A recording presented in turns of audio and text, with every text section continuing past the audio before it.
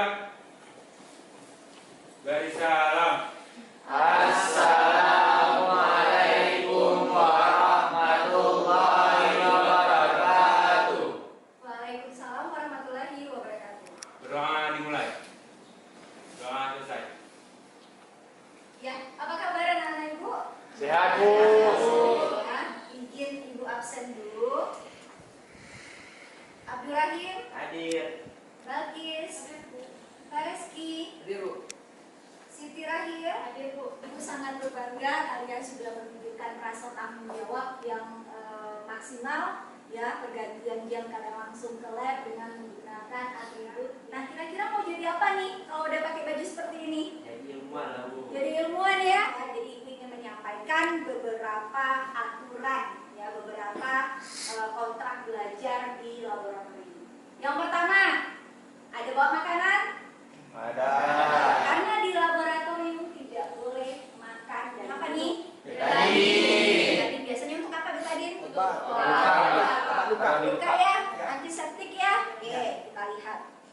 Ya, nah ini dituangkan beberapa tetes betadine. Apa yang terjadi? Apa yang terjadi? Berubah warna. Berubah warna ya, menjadi warna apa? Kuning kecoklatan. Nah, pertanyaan ibu, kira-kira kalau seandainya ibu buat perlakuan, ya, ini bisa nggak berubah seperti semula? Kira-kira bisa berubah seperti ini nggak? Enggak. Yakin ya Abdul Rahim ya? Tapi ibu mau minta bantuan lah. Siapa yang bersedia? Ya, boleh Jaki. Nah, ini Jaki.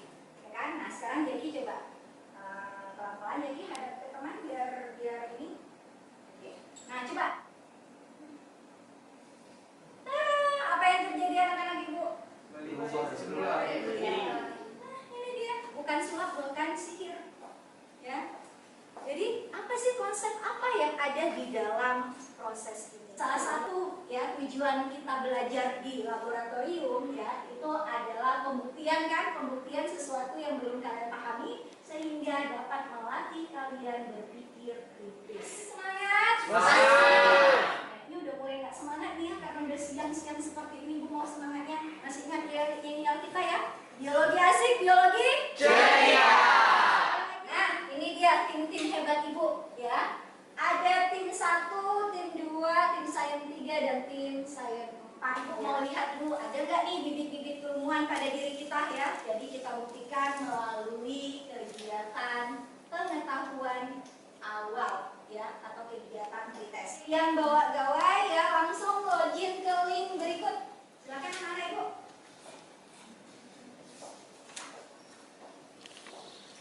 Berhasil submit. Yang lain gimana? Sudah ya? Sudah. Alhamdulillah ya. Nah, apa nih? Tomat. Ya. Nah, kira-kira apa perbedaan dari kedua tomat ini? Sebelah kiri masih segar, Bu, yang kanan udah layu. Sebelah kiri segar, yang kanan layu. Kenapa bisa tahu layu, Bang? Nah, perhatikan. Ini tomat yang diberikan. Nah, jadi ada perbedaan di sini. Mungkin Nadra mau mengamati? Ya, silakan Nadra. Apa yang bisa Nadra jelaskan? Yang ini masih keras, yang ini udah lembek. Ya, wah, luar biasa ya. Aplaus dong untuk teman-teman. Kenapa buah tomatnya tadi mengkerut? Kemudian peristiwa apa yang terjadi pada buah tomat yang mengkerut tersebut? Kemudian adakah perbedaan berat kedua tomat tersebut ya? Tetap ada meja masing-masing itu sudah ada alat dan bahan ya. Kemudian tutorialnya kalian sudah tahu di LKPD juga ada ya tata cara atau prosedur kerjanya. Nah pesan ibu tetap berhati-hati ya, berhati-hati menggunakan benda tajam. Oke silakan anak-anak ibu, silakan kerjakan dengan teliti dan hati-hati ya.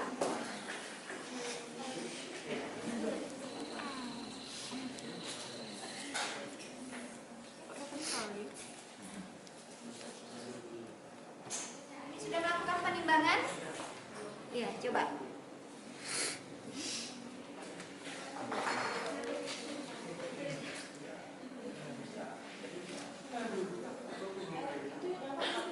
Ya, dicatat. 3. Berapa? 3 gram? 2 gram? 2 gram. 3 gram ya. Oke, dicatat ya. Berarti udah ini ya. Ini air panas langsung larut. Ini kopinya masih ngapung ya? Pakai air dingin. Hampir tidak terlarut. Nah, jadi ini kan udah ada temuan nih berarti kan, mengapa pada air dingin itu dia nggak mau larut, ya? Jadi itu jadi bahan pembahasan. Kemudian kaitkan dengan faktor-faktor yang mempengaruhi proses difusinya, ya. Oke, datanya udah dicatat, udah ya.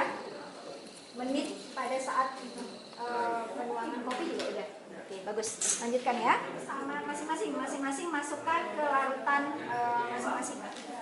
Ya. Jadi amati selama 30 menit. Oke, 1, 2, 3. Iya. Nah, ini ada temuan nih. Ya, kenapa di 0,1 itu kentangnya langsung terendam? Coba perhatikan. Ya kan? Kemudian di air dia langsung terendam, 0,1 terendam, 0,25 ngapung, 0,5 ngapung, 1 molar juga ngapung. Nah, ini jadi pembahasan kalian. Kira-kira faktor apa yang mempengaruhi proses osmosis pada kentang tersebut? Ya, dipahami ya? Oke. Silakan. Nah, anak-anak ibu ya, sebagai panduan kalian mengisi LKPD yang sudah ibu berikan, ini ada beberapa link bantuan belajar. Jadi boleh kalian searching ya untuk mencari data-data penunjang ya. Apa yang akan kalian sampaikan, apa yang akan kalian presentasikan nanti. Oke, silakan anak-anak ibu. Ya, apa? Izin melihat praktikum dari kelompok diskusi. Bagus ya, silakan. Ya, kalau memang mau melihat hasil praktikum di kelompok lain boleh, tetapi ya pastikan setelah pulang dari sana kamu akan menginformasikan ke kelompok apa yang kamu dapatkan. Ya, silakan Abang Sani. Saya juga Bu. Boleh, ya silakan. Ya, jadi udah cek ya, udah tukar supaya kalian nanti bisa bertukar informasi masing-masing. Yuk, silakan. Jadi dari ketiga air ini terdapat perbedaan di mana air panasnya lebih cepat larutnya karena dia itu tergantung pada suhu air ini. Jadi kalau air biasa dia larut, cuman nggak secepat air panas. Kalau misalnya air dingin ini dia lama larutnya. Kalau yang ini sama ini cuma beda 15 detik. Tapi kalau ini dia tuh sampai ke 1 menit 7 detik gitu. Jadi terdapat perbedaan dari ketiga larutan ini dikarenakan suhu airnya tadi. Ini salah satu faktornya tadi suhu, Bu. Makasih. Ya, jangan lupa disampaikan informasinya ke kelompok ya. Itu ya, Ibu perhatikan sudah pada selesai mengisi LKPD. Jadi Ibu harapkan kelompok osmosis silakan mempresentasikan hasilnya ke depan. Ya, silakan Nak.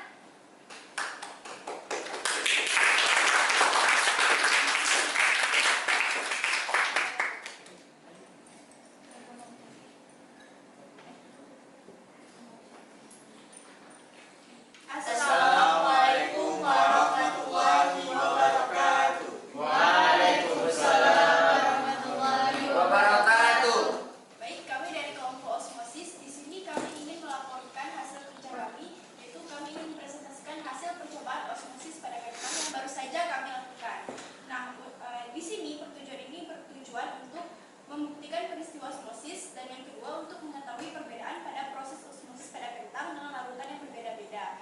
Nah, sebelum itu kita harus mengetahui dulu nih sebenarnya pengertian osmosis itu apa sih? Jadi dari data yang kami dapat, osmosis itu pengertiannya adalah perpindahan molekul pelarut melalui selaput semi permeabel dari bagian yang lebih encer ke bagian yang lebih pekat, atau dari bagian yang konsentrasi pelarut rendah ke konsentrasi pelarut tinggi. Osmosis ini juga sering disebut sebagai difusi air. Nah, untuk prosedurnya, yang pertama setelah kami sudah mengukur semua kentang itu dengan berat dan panjang yang sama, kami pun mencelupkannya ke dalam larutan dengan konsentrasi yang berbeda-beda. Lalu kami menunggu selama 30 menit dan selama kami menunggu ini kami menemukan beberapa hal, yaitu saat kami mencelupkan kentang di larutan 0,5 molar dan 1 molar, kentang itu mengapung. Dan juga setelah kami mengangkat kentang selama 30 menit, di sana kami menemukan beberapa data dan di sini kami telah merangkumnya. Nah, untuk larutan saja itu tidak terjadi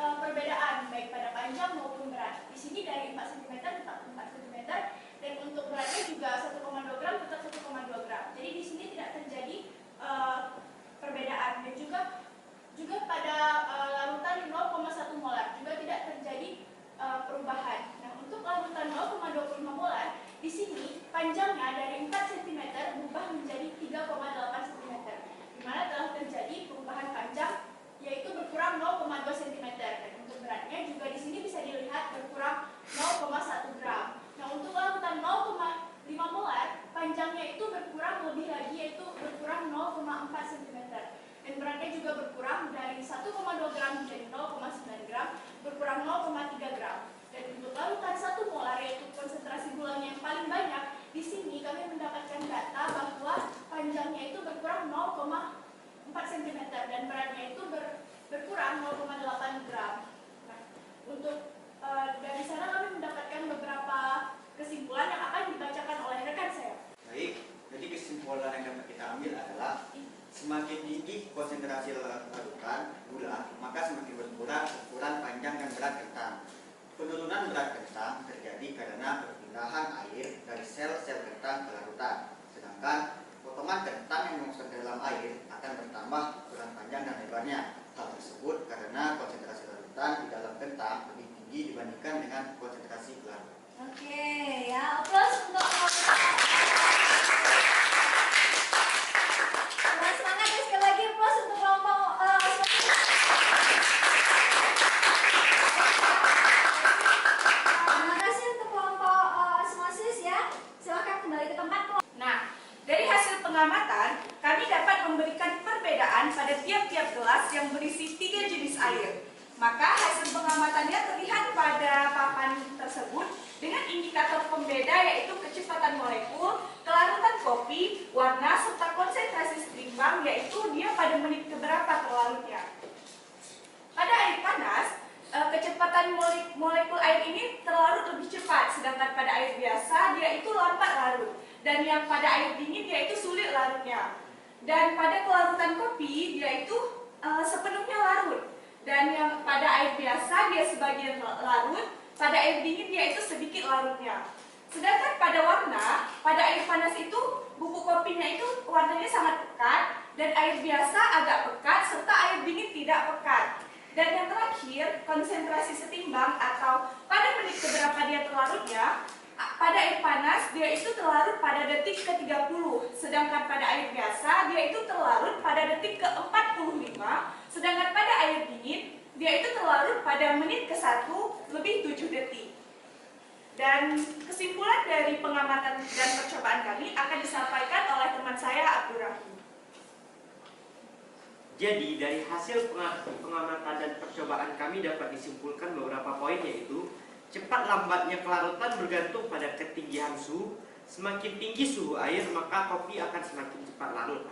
Yang kedua, kepekatan warna larutan bergantung pada kopi yang terlarut. Semakin banyak yang terlarut maka semakin pekat. Cukup sekian presentasi yang dapat kami sampaikan. Lebih dan kurangnya kami mohon maaf. Wabillahi taufik wal hidayah. Wassalamualaikum warahmatullahi wabarakatuh. Luar biasa ya kelompok 1 dengan presentasi hasilnya ya, sangat menarik ya, dimana sudah memaparkan tentang pengaruh dari suhu pada 3 indikator pada air panas, air biasa. Dari pembelajaran kita hari ini ya, kira-kira siapa nih yang bisa membantu Ibu dalam menarik kesimpulan secara umum? Arif ya, Arif boleh bantu? Ya, silakan Arif. Assalamualaikum warahmatullahi wabarakatuh. Waalaikumsalam warahmatullahi wabarakatuh. Jadi, melalui percobaan tadi dapat kita simpulkan, yang pertama, osmosis. Osmosis ialah perpindahan zat dari konsentrasi rendah ke konsentrasi tinggi. Faktor-faktor yang mempengaruhi osmosis ialah adanya jenis osmotic agent, rasio larutan osmosis, dan suhu. Difusi. Difusi ialah pelarutan zat dari konsentrasi tinggi ke konsentrasi rendah. Faktor yang mempengaruhi difusi ialah yang pertama ada faktor suhu. Apabila suhunya tinggi maka proses pelarutan akan semakin cepat. Yang kedua ada faktor ukuran partikel. Apabila ukuran partikel tersebut besar maka akan terjadinya lambat pelarutan. Yang ketiga ada luas bidang sentuh, yang dimana apabila permukaan luas bidang sentuhnya besar maka akan semakin cepat proses pelarutannya. Dan yang terakhir ada konsentrasi. Faktor konsentrasi tersebut apabila konsentrasi tersebut tinggi maka akan terjadi cepat proses pelarutan tersebut. Sekian, terima kasih. Assalamualaikum warahmatullahi wabarakatuh. Super sekali ya kesimpulan yang diambil oleh Arif tadi ya, sudah menjelaskan secara umum apa sih sebenarnya osmosis itu, ya bagaimana proses osmosis itu di dalam sel, kemudian faktor-faktor apa saja yang mempengaruhi, ya kemudian difusi juga ya.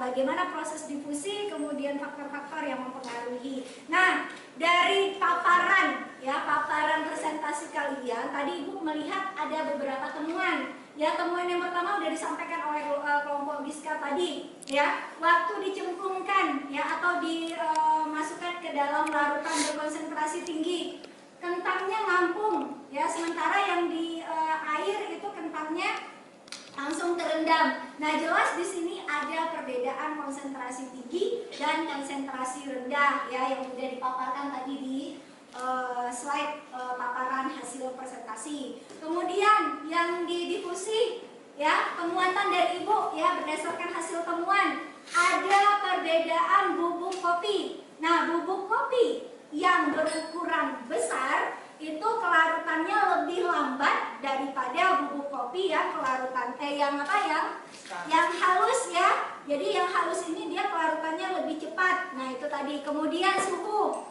Kenapa di air panas itu dia lebih cepat larutnya dibandingkan air dingin. Nah, itu bisa menjadi literatur bagi kita ya, informasi bagi kita bahwa ada faktor-faktor yang sangat luas dengan presentasi kalian, dengan hasil yang sudah kalian sampaikan. Namun ya kembali lagi Ibu mau lihat nih refleksi pembelajaran kita, apakah tujuan pembelajaran sudah tercapai dengan maksimal? Ya kita lihat ya. Oke baik ya, Ibu mau lihat hasil pembelajaran kita berdasarkan post-test yang kalian isi nantinya. Silakan dibagikan ke teman-temannya. Tetap semangat ya. Ya, baik anak-anak Ibu, waktunya sudah 10 menit ya. Silakan Arif bantu Ibu kumpulkan hasil post-testnya.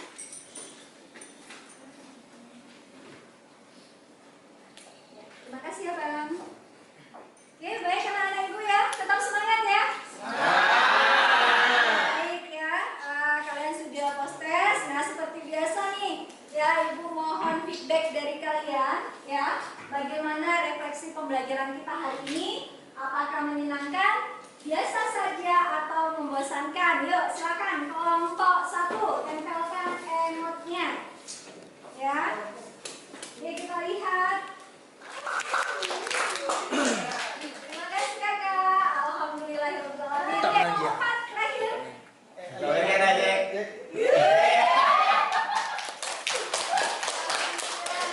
kasih anak-anak Ibu ya. Jadi feedback dari kalian ini menjadi penyemangat bagi Ibu ya. Semoga pembelajaran ke depan bisa lebih baik lagi. Pertemuan ketiga kita di kelas ya, siapkan literatur tentang penerapan bioproses dalam kehidupan sehari-hari kita, dan semoga ilmu yang kita dapatkan hari ini bermanfaat. Ibu minta bantuan ketua kelas untuk memimpin doa. Baik, untuk mengakhiri pembelajaran pada hari ini, berdoa dimulai.